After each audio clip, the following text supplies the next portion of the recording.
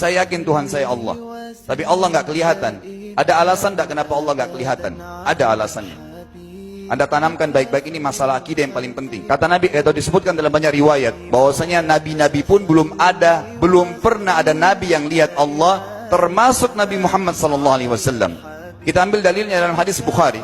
Waktu Nabi SAW pulang dari Isra Mi'raj, jemaah sekalian, Aisyah bertanya radhiyallahu anha, berkata, istri beliau, ya Rasulullah, hal tara rabbak? Apakah anda waktu Mi'raj ke langit, terima perintah salat, sempat lihat Tuhan anda enggak? Lihat enggak Allah itu bagaimana? Apa jawaban Nabi SAW? Nurun ala nur anna arah. Allah itu cahaya, di atas cahaya, terang sekali. Bagaimana saya bisa melihatnya? Artinya Nabi SAW mengatakan, saya sendiri belum pernah lihat bagaimana itu Allah. Contoh sebelumnya Nabi Musa alaihissalam. Nabi Musa waktu menerima wahyu Taurat, itu selama 40 hari, turun Taurat lengkap. Al-Quran 23 tahun baru lengkap. Kalau Taurat 40 hari, nunggu di gunung Tursina. Tursina sebuah wilayah di Mesir sekarang.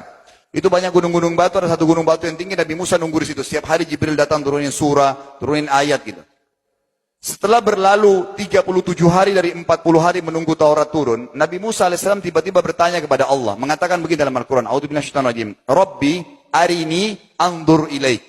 Wahai Tuhanku, izinkan aku melihatmu. Aku beriman kau ada ya Allah, tapi aku ingin lihat kau bagaimana. Allah menjawab, tidak mau mengecewakan Nabi Musa, sebagai manusia Allah mengatakan, lan tarani. Perlu anda tahu dalam bahasa Arab jemaah sekalian ada 3 kosakata la, tidak yang berarti tidak. Ada la biasa artinya tidak, ada lam dengan mim, lam artinya tidak pernah, ada lam dengan nun, lan artinya tidak akan pernah. Allah mengatakan apa? Lan tarani, kau tidak akan mampu melihatku wahai Musa.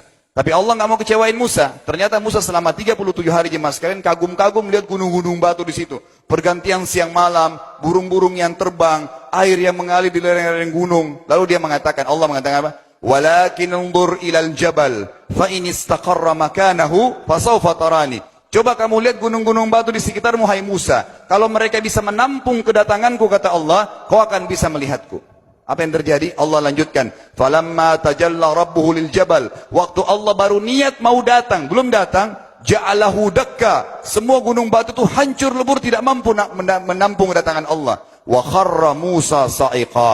Lalu Musa pingsan tiba-tiba. Waktu Nabi Musa bangun, langsung ucapkan kalimat, amantu billah. Saya beriman pada Allah. Berarti fakta lapangan, nabi-nabi aja belum pernah lihat Allah. Masih pertanyaan lagi jemaah sekalian, kenapa Allah nggak bisa kelihatan? Saya akan jawab dan tolong ini jadikan sebagai pegangan hidup. Ini landasan akidah kita. Kata para ulama, karena anda kalau sholat, anda mengucapkan satu kalimat yang merupakan jawabannya. Allahu Akbar. Allah Maha Besar. Akbar adalah siga mubalaghah dalam Islam. Sesuatu yang melampaui batas. Maha Besar. Kita terangkan. Kata Nabi SAW, perumpamaan bumi yang kalian tinggali ini dibanding dengan langit pertama di atas kepala kalian ada 7 lapis langit. Allah mengatakan sab'an shidada, 7 lapis langit yang kokoh. Alladzi khalaqa sab'a samawatin tibaqa, yang menciptakan langit tibaqa bersusun 1 2 3 4 5 6 7. Allah di atas langit ke-7. Kata Nabi SAW, perumpamaan bumi yang kalian tinggalin dibanding dengan langit pertama di atas kepala kalian, ibaratnya seperti cincin yang dibuang di padang pasir. Jadi kita tidak akan pernah bisa melihat ujungnya langit karena kita sangat kecil, dan ini terbukti secara fakta. Apakah anda sudah tahu bahwasanya miliaran bintang-bintang yang ada di atas kepala anda yang jaraknya sekian miliar tahun dari bumi dan sekian miliar tahun lebih besar daripada bumi, sekian miliar kali lebih besar daripada bumi, itu semua berada di bawah langit pertama. Manusia tidak akan pernah bisa memegang langit ini dengan telapak tangannya karena dari sini saja ke Pluto jaraknya 270 tahun.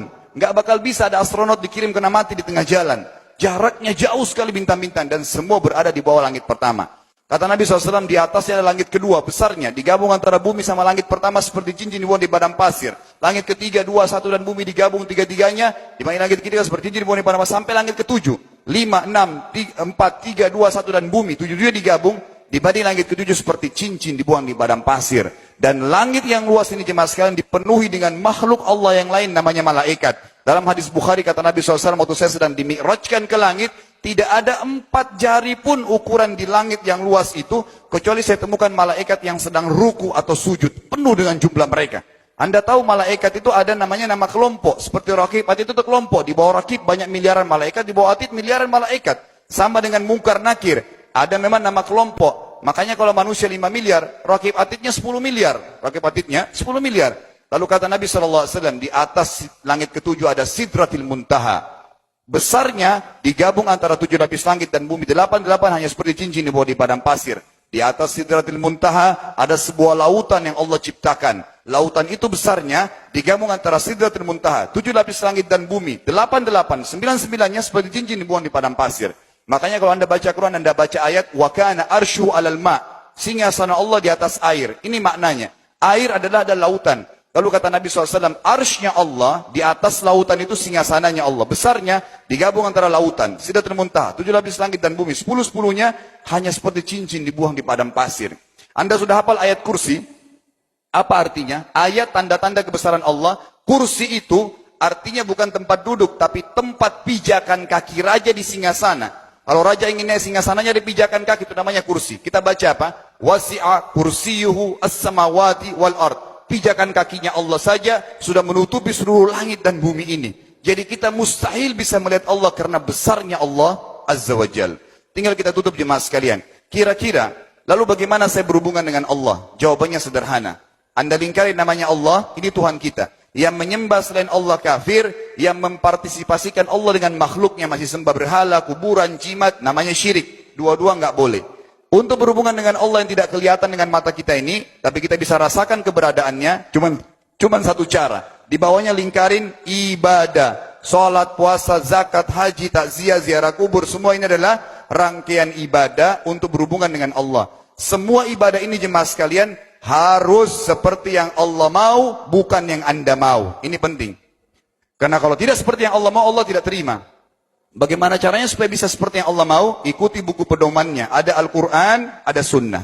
Yang beribadah keluar dari 2 pedoman wahyu ini, tidak akan diterima oleh Allah. Seperti Anda kalau kerja di perusahaan, pimpinan perusahaan kasih peraturan. Senin pakai baju kuning, Selasa baju hijau, Rabu pakai baju hitam. Datang jam 7, keluar jam 5 sore. Ternyata Anda tidak. Hari Senin Anda pakai baju yang hari Rabu. Datangnya jam 9, keluar jam 2 siang. Dikeluarkan oleh pimpinan atasannya. Itu baru peraturan manusia. Bagaimana dengan peraturan Allah Azza wa Jal?